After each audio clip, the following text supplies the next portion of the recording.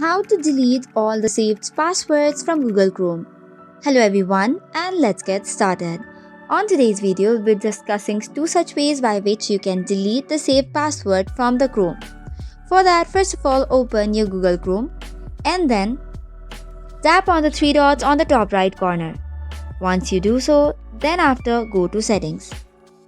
Now on the search bar, type in password, which will give you different options. Tap on Google Password Management. It will open another page where you can see different types of saved passwords. Tap on any of them and delete the passwords that you do not want to save anymore.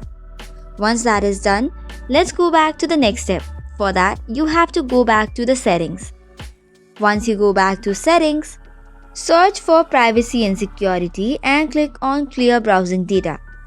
Under this, tap on the Advanced tab, which is right beside the Basic tab, and thereafter search for passwords and sign in data. Click on it and then click on clear data. This way, all of the password will be deleted at once. So these are the two ways by which you can delete all passwords for Chrome. That is all for today's video. For more such contents, do not forget to hit the like and subscribe button. Thank you and keep watching.